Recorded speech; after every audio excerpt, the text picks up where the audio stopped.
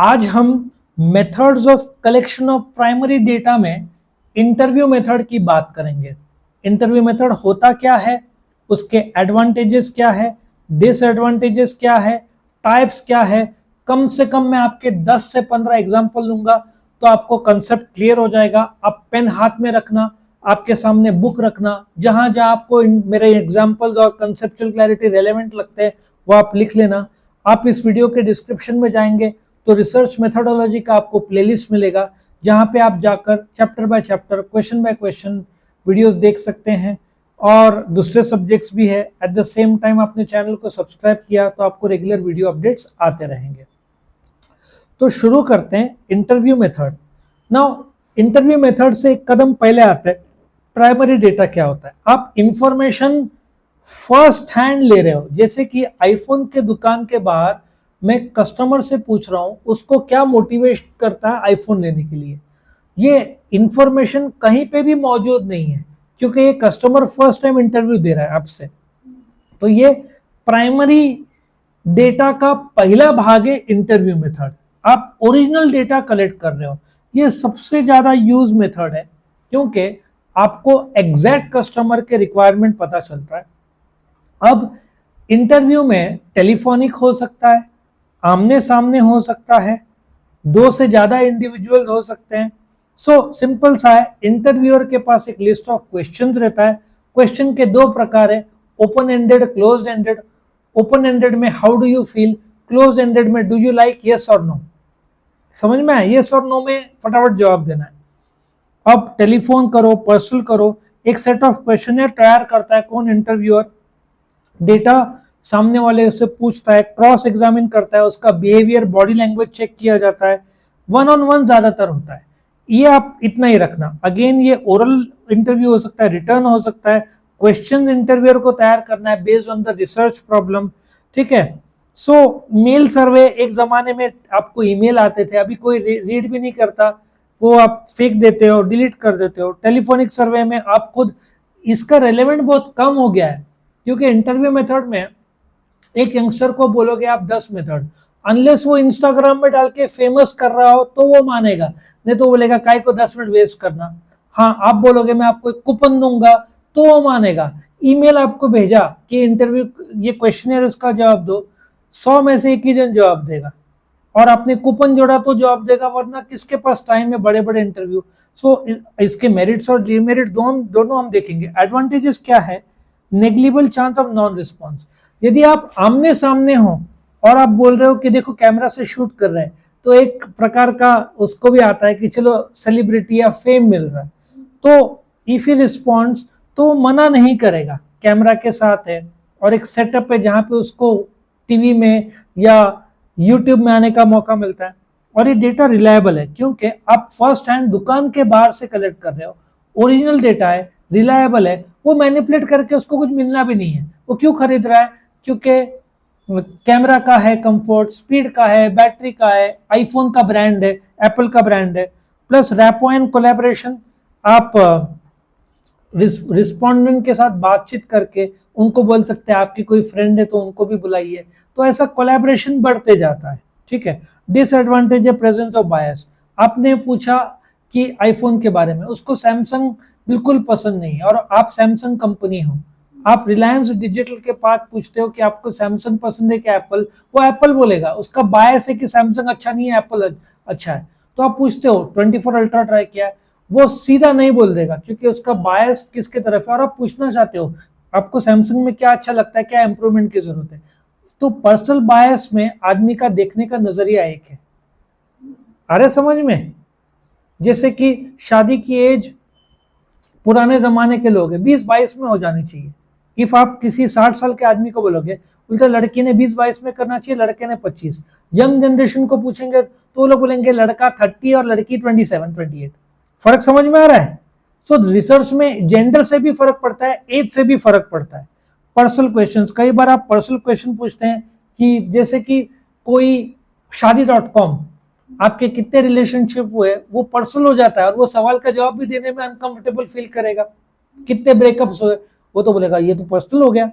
तीसरा, time consuming.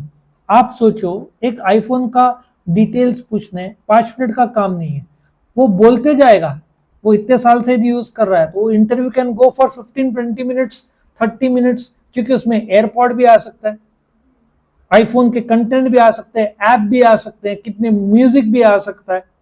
High cost.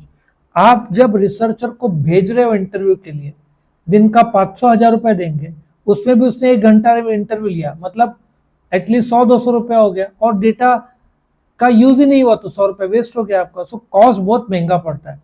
Personal requirement है, man power बहुत स्किल्ड लगता है, नॉर्मल आदमी का काम ही नहीं है। नॉर्मल आदमी को समझ में नहीं आएगा क्वेश्चन क्या पूछना है, कब बदलना है। जैसे पॉडकास्ट आते हैं ना, पॉडकास्ट जैसे इंटरव्यू लेते हैं, आप देखो उनके पास स्किल सेट रहता है कि कैसे बातों को, उसने बोला कि मेरे उस जमाने में ये हुआ था, मैं ये फोन यूज करता था, ओके, फिर आपने चेंज क्यों किया, ये अच्छा था, अब क्या यूज कर रहे हो। तो आपको सवाल पे सवाल और उस पे फर्दर सवाल करते आना चाहिए, वो स्किल के ऊपर डिपेंड है। पर्सनल इंफॉर्मेशन जैसे मैंने बताया, हो सकता है वो पर्सनल इंफॉर्मेशन आप पूछोगे आपके कितने बैंक अकाउंट है, वो सीधा ना बोल देगा, क्योंकि आजकल इतने फ्रॉड होते हैं, ओटीपी सबके, यूपीआई आईडी क्या है आपका वो कभी बताएगा नहीं। अच्छा, इंटरव्यू के प्रकार, एक पर्सनल इंटरव्यू है जहां पे आप बोलते हैं ना, आप आमने सामने बात कर रहे हो, एडवांटेज है ग्रेटर डेप्थ में पूछ सकते हैं, आप फ्लेक्सिबिलिटी ला सकते हो, सवाल बढ़ा सकते हो, घटा सकते हो, कोई सामने वाला ना, मतलब अनकंफर्टेबल है तो आप बोल सकते हो आपको कोई सवाल का जवाब नहीं करना है तो आपकी मर्जी, आप स्ट्रेट अवे नो बोल देना, तो आप उसको कंफर्टेबल भी कर सकते हो। आप सैंपल साइज डिसाइड कर सकते हो कि ये छोटा बच्चा है, इसको नहीं, थोड़ा और एजेड चाहिए। सो आप पर्सनल इंफॉर्मेशन भी ले सकते हो, एडिशनल इंफॉर्मेशन ले सकते हो, आमने सामने हो रहा है।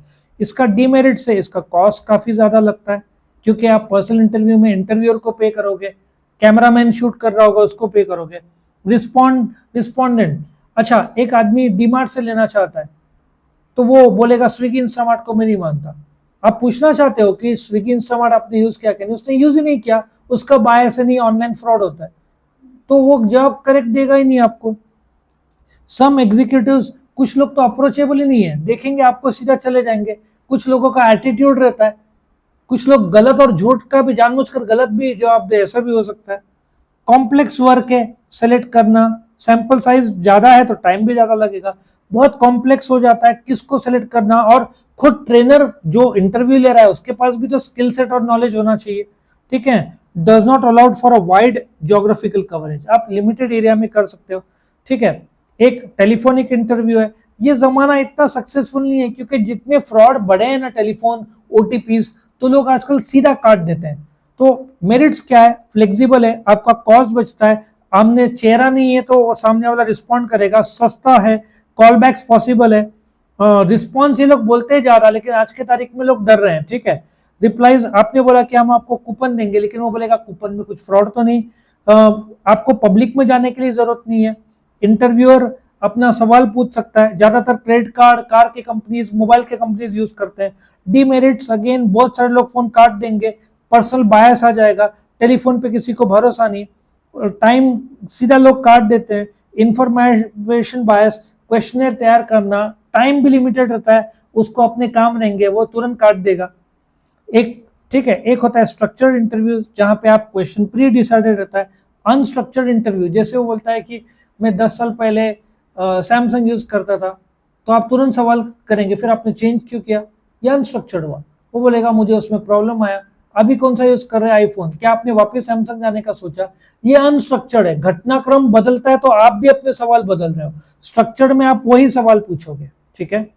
फोकस इंटरव्यू, जैसे कि एक ग्रुप है, आप पर्टिकुलर फोकस देख रहे हो ग्रुप का, फोकस इंटरव्यू नॉर्मली एक ग्रुप का लिया जाता है, या अटेंशन एक, जैसे कि आप उसको आइसक्रीम खाने को दे रहे हो, आपका ये पर्टिकुलर फोकस उस बंदे का कि कैसा लग रहा है उसको, आप ये भी चेक कर रहे हो। क्लिनिकल इंटरव्यूज, ये बोलते हैं ना उसके फीलिंग्स क्या है, मोटिवेशंस क्या है, लाइफ एक्सपीरियंस का ये पूछ रहे हो। अच्छा, मैंने एक गड़बड़ी कर दिया, फोकस इंटरव्यू 6 से 12 इंडिविजुअल, और फोकस्ड उस आदमी का आइसक्रीम खाने का फोकस्ड की बात कर रहे हैं, ठीक है ना। तो आप एक ही लिखा तो भी चलेगा, focus group, you are interviewing 6 to 12 people, कि आपको कौन से पिक्चर पसंद है, आप हैंग आउट कहाँ करना पसंद करते हो, आप कॉफी पीने जाते हो तो एक टाइम में कितना स्पेंड करते हो, ठीक है। आप महीने में कितने बार पार्टी करते हो, कितने बार पिक्चर देते हो, ठीक है ना, ये आप पूछ सकते हो। और यंग जनरेशन रहा तो आप कितने बार ड्रिंक करते हो, कितने बार स्मोक करते हो, तो अनकंफर्टेबल हो जाएंगे, ठीक है ना, ये भी एक प्रॉब्लम हो जाता है। सो ये आपका इंटरव्यू मेथड था। इसमें मैंने आपको मेरिट्स डीमेरिट्स टाइप्स बता दिए, दोनों अपने जगह पे इंपॉर्टेंट है। मेरिट्स डीमेरिट्स ऑफ इंटरव्यू आ सकता है, टाइप्स ऑफ इंटरव्यू के तौर पर आ सकता है, तो ये क्वेश्चन अच्छे तरीके से कर लेना। और मेथड्स ऑफ इंटरव्यू पूछा तो उसमें इंटरव्यू में शॉर्ट में आप लिख सकते हो अराउंड 10 to 12 लाइन्स का। तो आपको वीडियो पसंद है तो लाइक करना, फ्रेंड्स के साथ शेयर करना, चैनल को सब्सक्राइब करना ताकि आपको रेगुलर वीडियो अपडेट्स मिल सके। आप डिस्क्रिप्शन में जाओगे तो आपको रिसर्च मेथोडोलॉजी का प्लेलिस्ट में मिल जाएगा, chapter by chapter, question by question सारे वीडियोस मिल जाएंगे। Thank you for watching.